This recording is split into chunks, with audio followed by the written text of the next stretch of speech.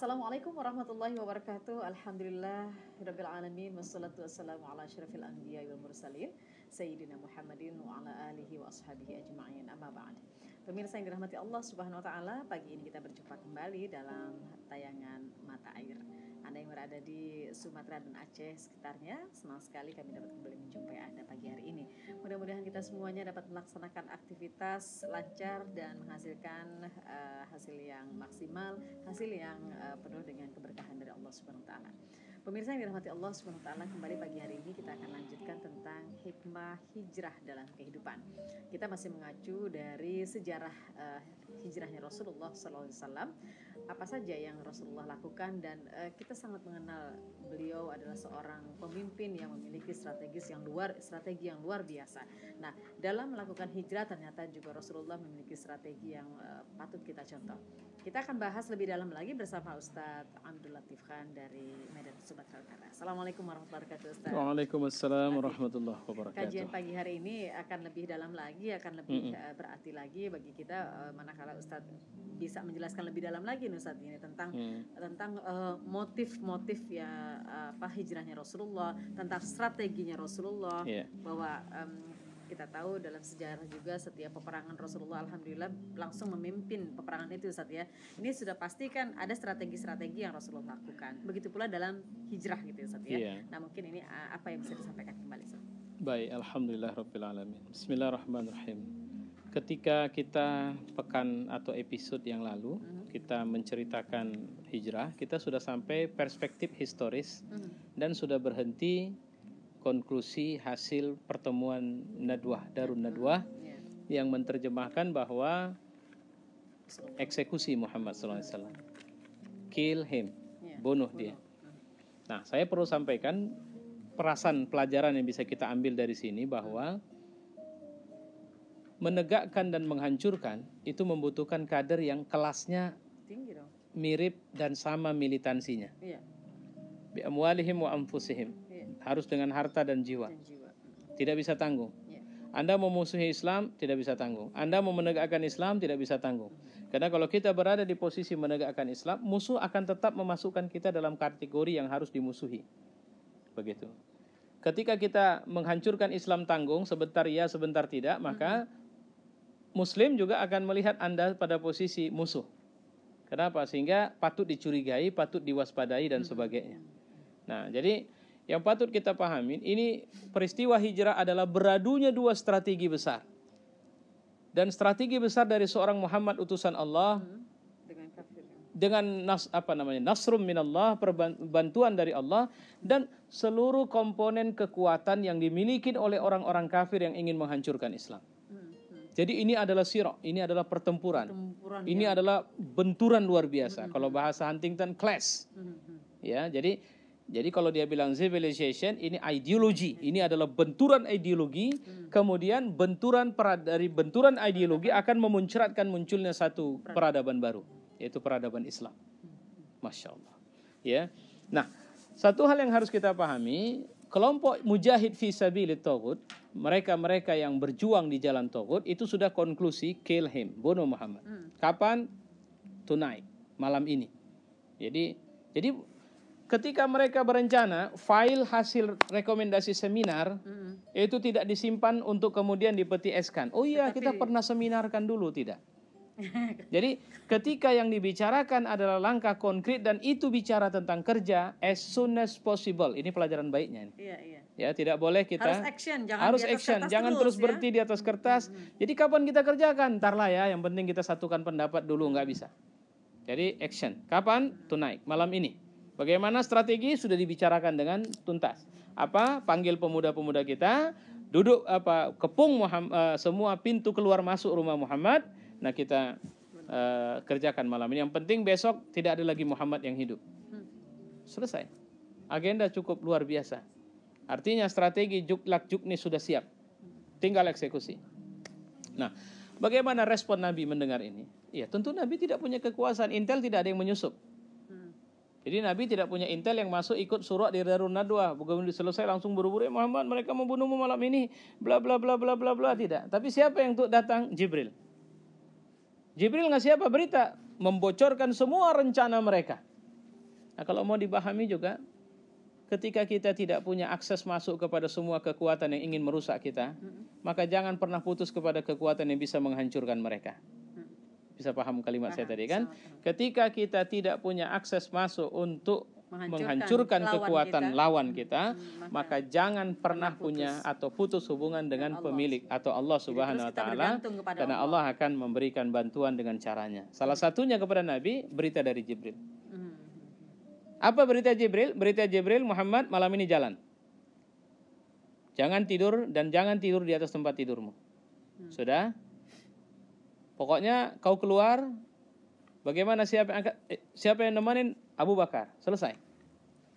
Keluar, jangan tidur di tempat tidurmu dan kau ditemenin Abu Bakar. Selesai. Pertanyaannya, ini diolah oleh Nabi menjadi strategi.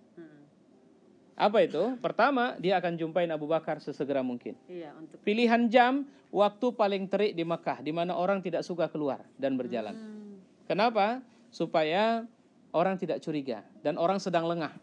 Jadi kapan pemberitahuan kepada Abu Bakar dilakukan? Di saat orang Mekah sedang lengah, biasanya tengah hari.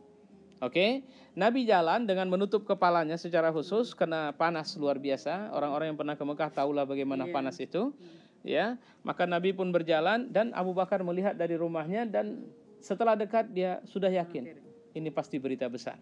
Karena Nabi sendiri yang langsung datang. Satu, Nabi sendiri yang langsung datang, dan kedua di waktu yang orang paling tak suka keluar rumah. Dan tidak mungkin Nabi Muhammad buru-buru datang keluar rumah dan mendatangi dia ke rumahnya. Bisa saja Nabi memanggil Abu Bakar kalau nggak penting kali. Ini langsung dia datang. Jadi artinya berita besar, naba atau berita penting sebenarnya adalah satu hal yang tidak boleh didelegasikan. Nah, ini yang harus kita paham. Ya. Nah, jangan mendelegasikan tugas kalau itu berita penting. Sampaikan langsung, jalan langsung. Begitu nyampe rumah, Abu Bakar, Allah sudah kasih izin. Dengar kasih izin, Abu Bakar nangis. Dan apalagi Nabi bilang, Allah memintakan agar kau menjadi teman jalanku. Itu tadi saya bilang, diterjemah Nabi menjadi sebuah strategi. Apa langkah? Mereka berdua menyusun langkah. Kita tidak boleh dari jalur biasa. Kita harus cari jalan yang tidak biasa. Karena kalau sempat nanti mereka tahu, karena mereka ini udah pasang intel. Nabi kemana, mereka ikut. Mereka udah pasang itu. Artinya rumah Nabi udah dipantau 24 jam. Kebiasaan Nabi sudah dipelajari.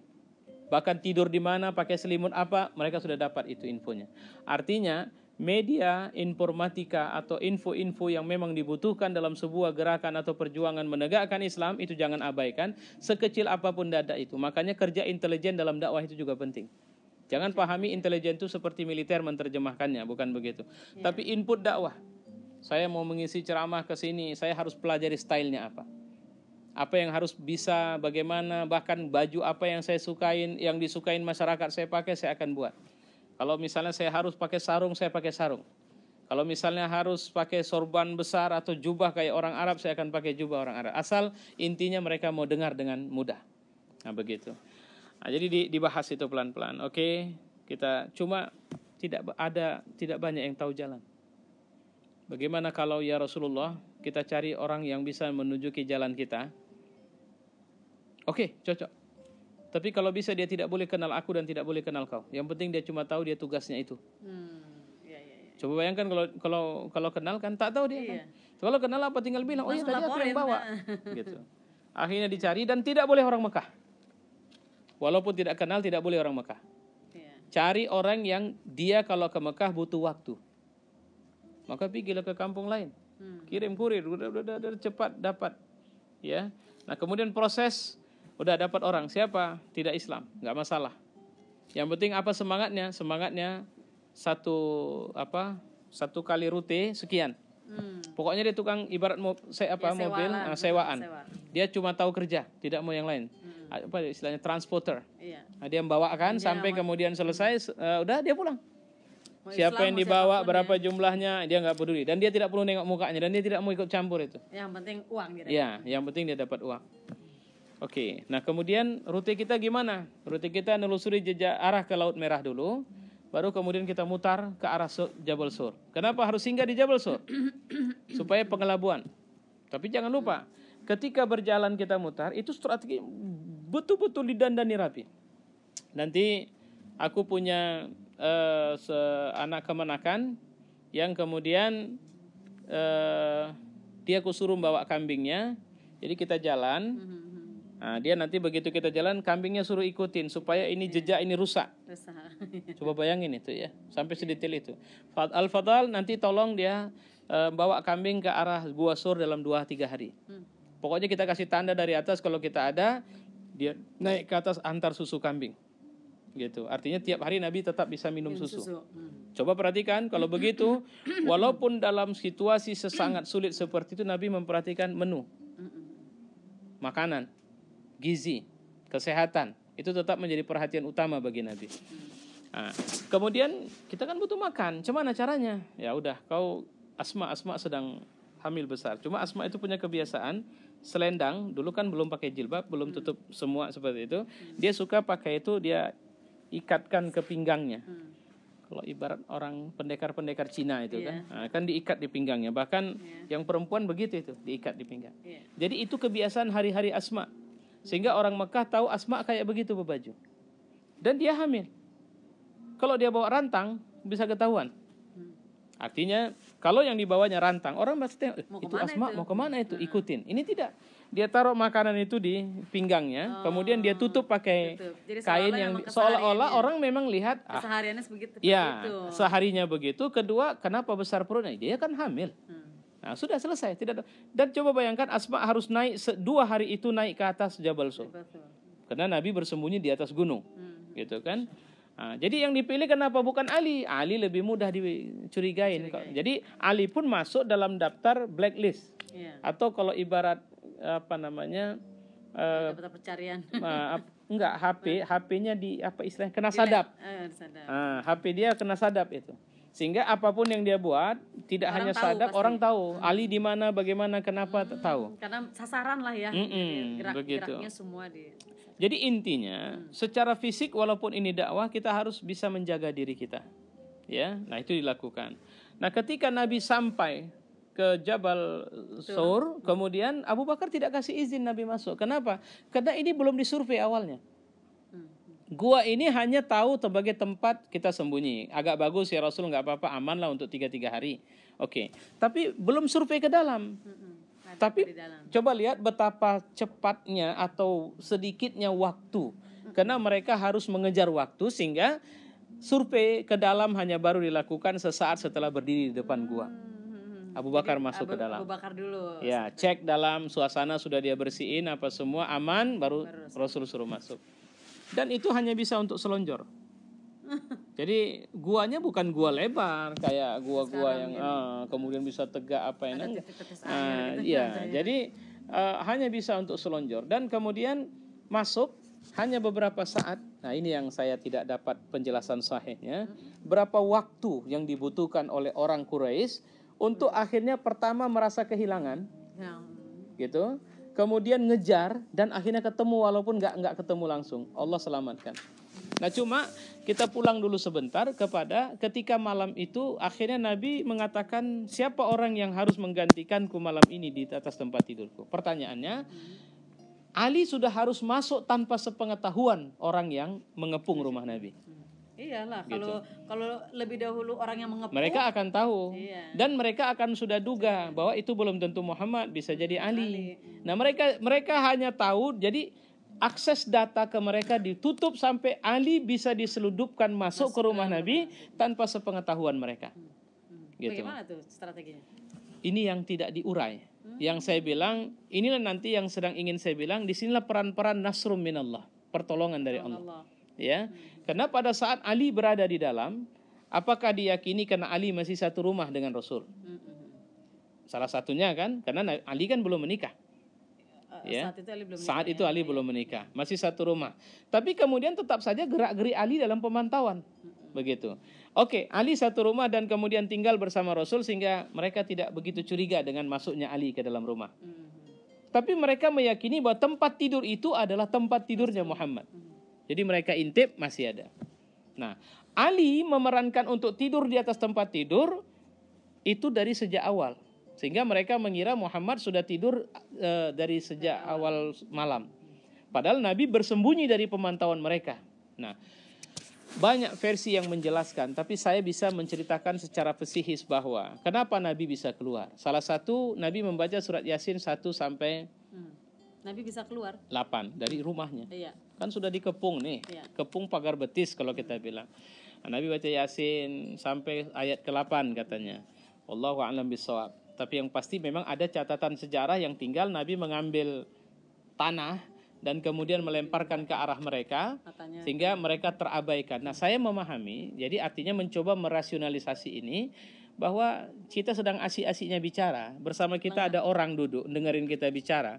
Ya sekarang lah, ini kan di depan kita berdua, tapi di depan kita ada sekian orang yang mendengarkan sebenarnya. Tapi ketika kita sedang asik balik nengok, itu ada orang salah satu sudah nggak nampak. Padahal dari tadi pun kita sebenarnya bisa melihat ke arah mereka begitu. Tapi karena perbincangan yang serius. Nah, saya bisa memahami kondisi pesihis namanya nunggu. Cerita lah. Cuman ini apa? Nggak mungkin mereka gaya militer yang kemudian siap gerak terus atau istirahat di tempat terus dengan mata yang nggak mungkin. Mereka menunggu itu sambil. Kenapa? Yang mereka tunggu bukan Nabi, tapi yang mereka tunggu adalah jam eksekusi. Akan kira-kira begitu. Mereka sudah merapat ke rumah Nabi, tapi kapan eksekusi dimulai? Karena mereka mengira Nabi ada di dalam. Satu, mereka aman dengan bahasa itu. Kemudian jam eksekusi misalnya jam 00, sekarang tengok jam, masih jam 10, masih lama lagi, 2 jam lagi. Mereka tak menduga bahwa itulah waktu mereka lengah. Gitu. Mereka sudah di situ dan itulah waktu mereka lengah, itu satu. Kedua, mereka tidak menduga bahwa itu sudah bocor. Strategi kill him itu sudah bocor. Nah, akhirnya wallahu a'lam bishawab, nasrum minallah, pertolongan dari Allah. Tapi saya melihat dari sisi rasionalnya sebenarnya Nabi keluar di waktu mereka lengah. Nah, itu yang kita pahamin. Nabi keluar kemana? Ketemu Abu Bakar di satu tempat yang sudah mempersiapkan unta dan kemudian orang yang membawa jalan. Tapi bisa jadi kan pasir itu sebagai mukjizat ya. Saya kan berulang bilang nasrum minallah, itu pertolongan dari Allah. Karena kita nggak usah bahas kalau pertolongan Allah kayak mana gitu. Karena yang pemirsa kita ini ada orang rasional nanti. Betul. Mana ada cerita itu lagi bagaimana kan? Makanya lagi. Saya berupaya untuk menyampaikan dengan pendekatan lebih rasional seperti apa pola keluarnya itu. Jadi wajar kalau mereka nunggu waktu 00, maka sebelum 00 waktu lengah. Karena mereka begitu tank 00 mereka gerebek pintu tanpa cerita babu. Nah, tapi begitu jam 00 datang memang mereka gerebek pintu, mereka kan nggak tahu bahwa Nabi sudah pergi. Mereka langsung angkat seret orang yang di atas tempat, ketengok anak muda Ali bin Abi Thalib. Ma'ina Muhammad? Di mana Muhammad? Muhammad tidak ada. Bagaimana kau bilang tidak ada? Dia sudah pergi. Kapan perginya? Ini data yang mereka.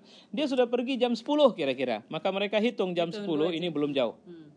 Langsung saporkan ke pimpinan utama. Ini Muhammad sudah lari. Nah, kemana? Tahu kalian arahnya? Tidak. Oke, Makkah punya pencari jejak. Maka mereka langsung sebar arah mana yang diambil oleh Nabi Muhammad. Maka mereka pun bergegas untuk mengejar. Dapat satu arah. Ya namanya ahlinya tahulah dia kan. Walaupun apa. Ini bekas jalan. Jadi coba bayangkan. Jangan lengah. Jangan merasa aman dengan musuh-musuh Allah.